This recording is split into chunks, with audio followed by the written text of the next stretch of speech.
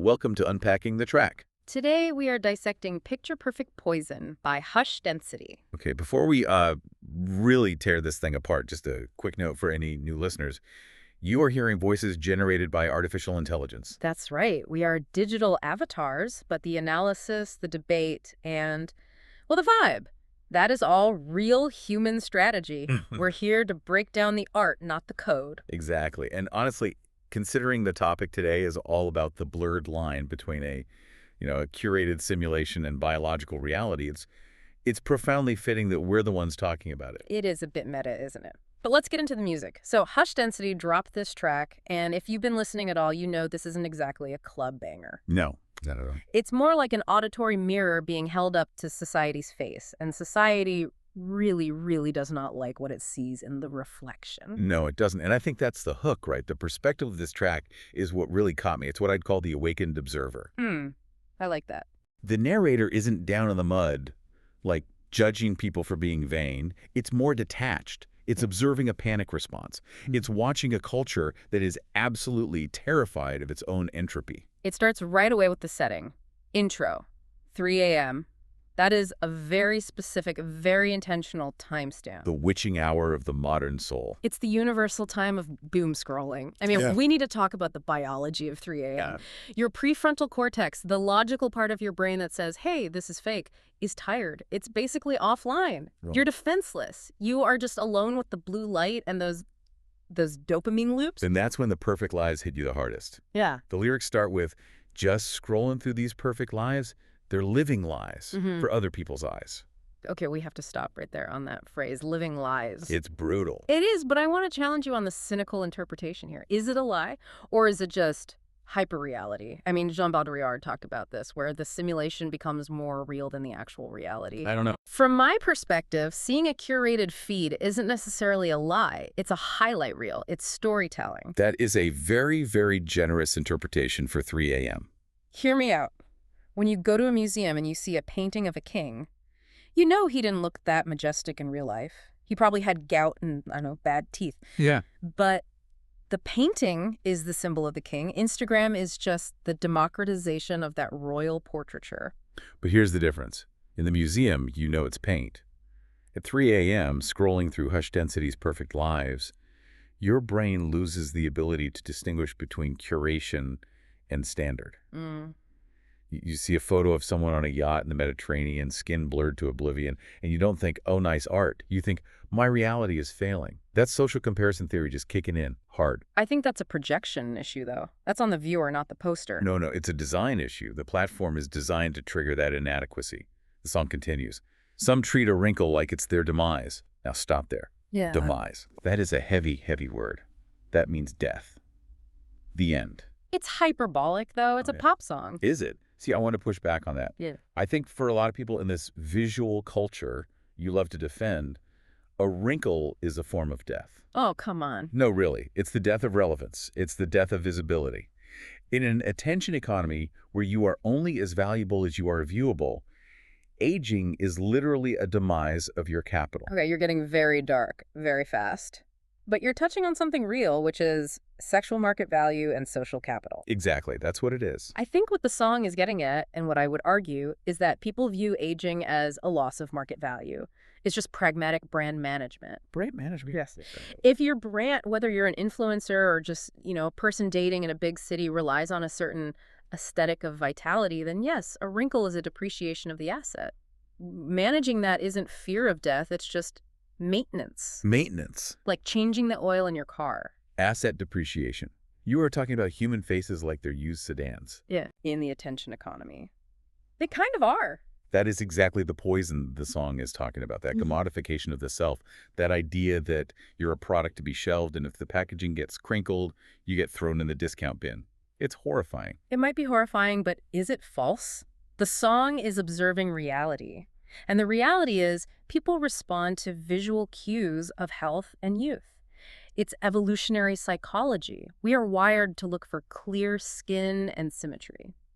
The song calls it a demise because for the ego, it feels like one. Before I get on my high horse here and preach about the evils of this whole system, I have to call myself out. Or rather, I know you're going to call me out because I saw you looking at the server logs. Oh, I absolutely am. Because I was looking at the logs this morning. I checked the data. That's what I do. Don't look at the logs. It's a complete invasion of privacy. I looked at the logs, Mr. Society is doomed, Mr. Awakened Observer. I saw your activity status last night, 3:14 a.m.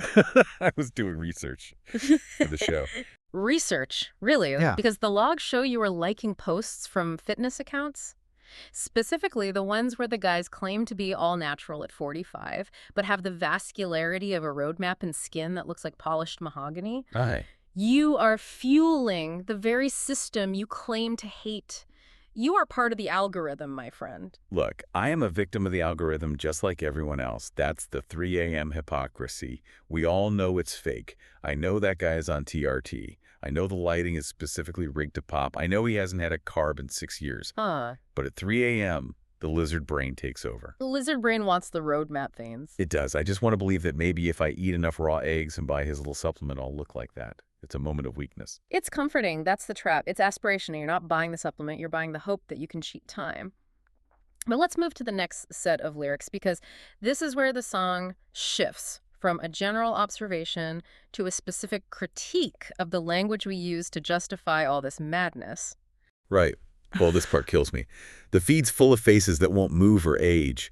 This obsession they're feeding, call it self-care.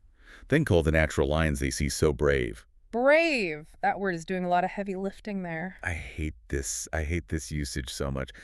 We have to unpack the sociological absurdity of the word brave in this context. It drives me up the wall. Go ahead. Let it out. This is a safe space for your rant. We reached a point in society where stepping outside your house with your actual biological face, the face you were born with, the one that functions, the face that has skin on it, is considered an act of heroism. Oh, look at her. She posted a selfie with no filter. She's so brave. Brave is for firefighters. Brave is for people fighting bears. Brave is for someone standing up to a dictator. Oh, okay. Brave shouldn't be for someone who just didn't use the Paris filter on Instagram. You're getting worked up, but I see the point. It's Okay. it's pathologizing normalcy. Exactly. Brave is code. Yeah. It's a polite way of saying, wow, I would be terrified to let people see that defect. It frames being human as a defect that requires courage to display. Yeah. It's a backhanded compliment of the highest order. It's patronizing. I'm going to play devil's advocate here for a second. Oh, of course you are. You love the devil. Society's hypocritical, yes. Huh. We know this. People scream love yourself and body positivity in the comments. But what do they actually like? What gets the engagement? The filter. Ideally, smooth, symmetrical, filtered photos. It's signaling theory. We signal virtue by saying you're brave, but we signal our actual preference by clicking like on the supermodel. So we are just liars. We're all collectively lying to each other. We're conflicted. We have a biological drive for aesthetic perfection and a social drive for inclusivity. They clash. And honestly, it is so much faster to get a 30-minute cosmetic procedure than it is to do the hard work of radical self-acceptance. So you're saying Botox is just efficient therapy? I'm saying it's a shortcut to alleviating anxiety in the short term. If you look in the mirror and you see something that makes you insecure, and you can pay $300 to fix it, that feels like care in the moment. Right. It's easier than spending 3 years unpacking your childhood trauma to understand why you feel insecure about a nasolabial fold. But it's a lie. It's living lies. It's putting a Band-Aid on a bullet hole. Speaking of which, can we talk about the dating app situation? Because this connects directly to the uncanny valley of digital expectations. Oh, the date. Please share. I love a good disastrous date story. This is exactly what the song is talking about with Perfect Lives. I matched with someone a few months ago. The profile, flawless. Not a pore, not a texture, just smooth, glowing, ethereal skin. The glazed donut look everyone is chasing. Very trendy, the glass skin trend. It looked like this person was made of porcelain. So we agree to meet for coffee. I walk in, I scan the room, I'm looking for the porcelain doll. I don't see the person. Oh, I see an older relative of the person. I'm thinking, oh, maybe her aunt is here. Maybe her mom is saving the table. I sit down, and it's the date. ouch. That is a jarring disconnect. And look, I want to be clear. They were a perfectly nice person, an attractive person. But the gap between the digital avatar and the biological reality was so wide, I felt like I was being scammed. It's legal catfishing. It creates this cognitive dissonance that kills the romance immediately because the first emotion you feel isn't attraction, it's confusion. See, I view that differently. That's just marketing. You put your best foot forward. Marketing. You don't put a picture of your dented bumper on the listing when you sell a car. You wash the car, you wax it, you park it in good light. That wasn't a foot. That was a completely different shoe. That was a shoe from a different dimension entirely. Okay. Marketing is highlighting your best features. This was inventing features that do not exist in three-dimensional space. Everyone curates, it's just the nature of the medium. But I have to turn this back on you again. You act like you're above the vanity, like you're this pure seeker of truth. But I seem to remember a certain incident involving a forehead wrinkle last year. We don't need to discuss that. That is privileged information. That was a dark time for me. Oh, I think we do. You found one line on your forehead. One. And you went through the 5 stages of grief in about 45 minutes. It was a deep line. Denial, anger, bargaining. I think you tried to tape your face. It was like a canyon. It appeared overnight. I woke up and it looked like the Grand Canyon had opened up above my left eyebrow. I panicked. And what did you do? Did you embrace your demise? Did you feel brave? No. You bought a silk pillowcase. That is for hair health and skin friction. It cost as much as a Goodyear tire. It is high-grade mulberry silk. It reduces friction. It's an investment in my sleep hygiene. You told me, and I quote, "It prevents sleep creases." You were trying to iron your face while you slept. That is exactly what the song calls paying any price. You are just as susceptible to the panic as the people you critique. You just express it through expensive bedding instead of filters. It's a preventative asset measure, like you said. But okay, fine. I panicked. I admit it. The mirror is a cruel mistress. And that brings us right to the chorus. Because that panic is exactly what the artist is targeting. That desperate grasp for control when you realize you are losing it. Okay, let's look at the chorus lyrics. That picture, perfect poison, some swallow it down. Yeah, they're chasing a mirage all over this town. Perfect poison. I love that metaphor so much. Because poison doesn't always taste bad. In fact, most effective poisons in literature are sweet. Right. Fast beauty, filters, validation. It's a dopamine hit. It's sweet. But it kills you slowly. It kills your self-image. It corrodes your ability to be happy with what you actually are. And it's a mirage. This is the psychological concept of the hedonic treadmill. Break that down for the listeners. I love when you get academic. A mirage is something you chase that keeps moving away from you, right? The hedonic treadmill is the idea that you fix one thing. Say, you fix the forehead wrinkle with Botox or a silk pillowcase. Or a silk pillowcase, yeah. And you feel good for about 2 weeks. Your happiness spikes, but then your baseline happiness just resets. You get used to the smooth forehead, and then your brain scans for the next flaw. Oh, yeah. You notice the eyes. You fix the eyes. You notice the neck. It never stops. You are walking toward water that isn't there. It's an infinite loop of dissatisfaction. Yeah. You can never arrive at perfection. Precisely. The goalposts move every time you score, and I don't think everyone is being scammed by the industry in some malicious way. I think they are scamming themselves. How so? Nobody wants to watch themselves fade. It's not about tricking people. It's about trying to make the outside match the inside. Yeah. If you feel 25 inside, but the mirror shows 45, that dissonance is painful. Trying to close that gap isn't necessarily a poison, it's just coping. Coping by drinking poison is still poisoning yourself. Speaking of drinking things. Oh, here we go. I knew you were going to bring this up. Your smoothies. We have to talk about the smoothie. My collagen smoothies are excellent. They are scientifically formulated. They smell like low tide at a fishing wharf. They smell like a fish market that lost power 3 days ago. It's marine collagen. It's from the sea. Of course, it has an oceanic aroma. You are drinking fish scales, my friend. You are swallowing perfect poison literally every morning because you think it's the elixir of life. I watched you drink it the other day and you grimaced. It is science. It promotes skin turgor. Turgor. That is the ugliest word I have ever heard. It sounds like a villain in a fantasy novel. Lord Turgor demands your elasticity. It means the bounce, the elasticity. It's about the snapback. You're just jealous because my skin snaps back and yours is starting to, well, linger. My skin is behaving according to the laws of entropy. But this obsession, the song, captures it with that sound element. The tick-tock. Yes. They're paying any price just to stop the clock. Tick-tock. Now, usually tick-tock implies a bomb or a countdown. But in this track, I don't think it's a doomsday clock for the world.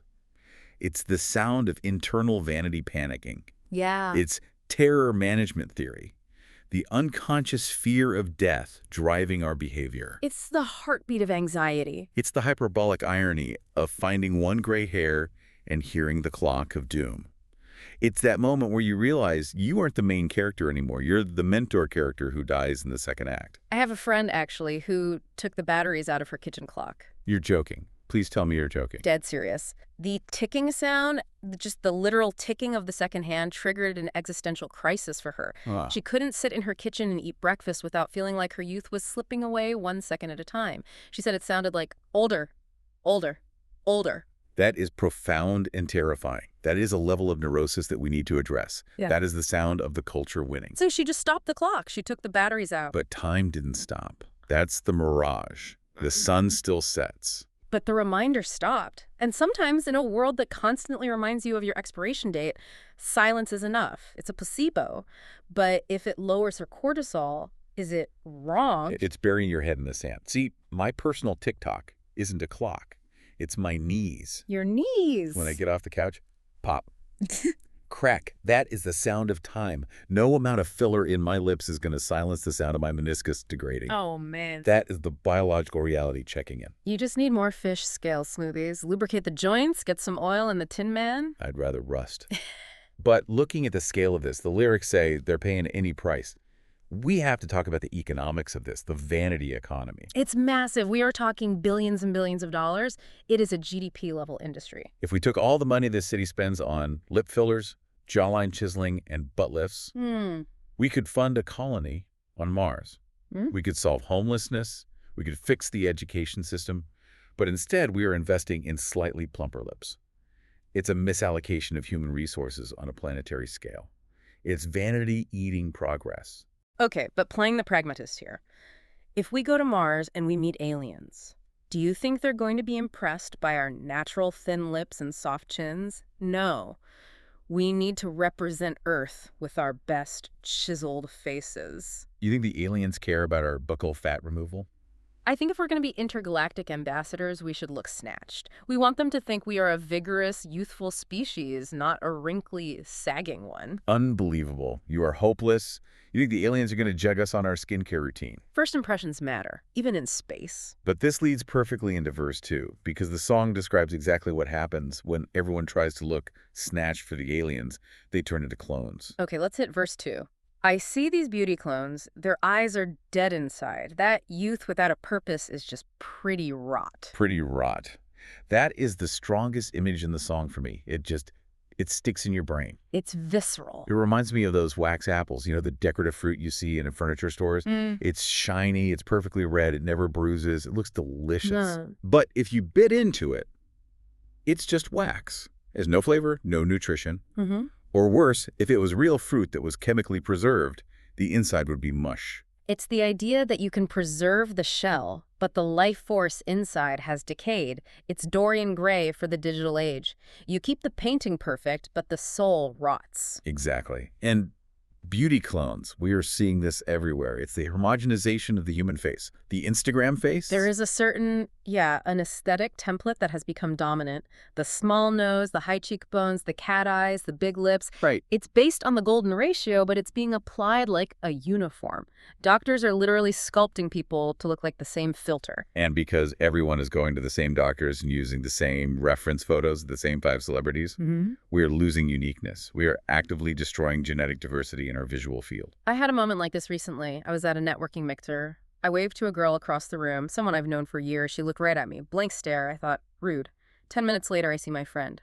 The first girl wasn't her. The doppelganger effect. But then it happened again with a third person. It wasn't a mixer. It was like a hall of mirrors. They all had the exact same face. It's confusing. It triggers that uncanny valley response where something looks human but slightly off. It's not a party. It's a conveyor belt. You're greeting product number 45, 46, and 47. That's harsh. But it's true. And the worst part is the loss of expression. The lyrics mention eyes are dead inside. I think part of that deadness is literally physical.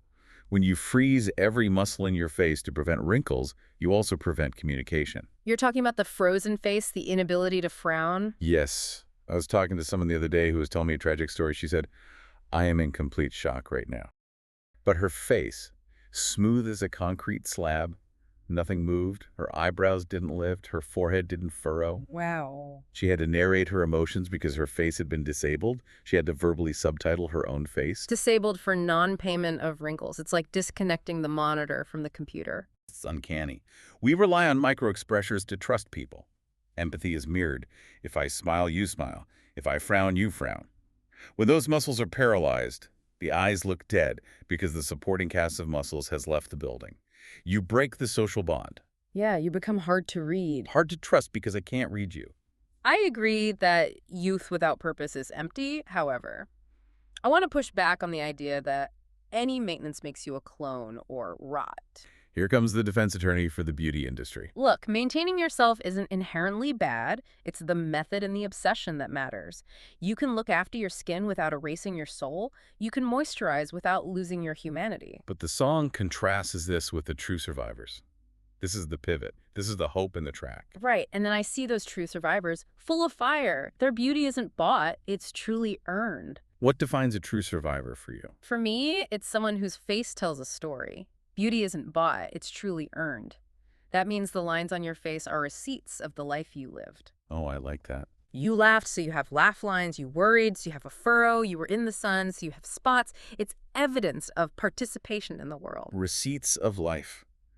You paid for those lines with experiences. And the fire inside, that's energy. It's biological age versus chronological age. Explain the difference. I have a perfect example of this contrast. We have a guy at the office. Let's call him Kevin. He's 23. Prime youth.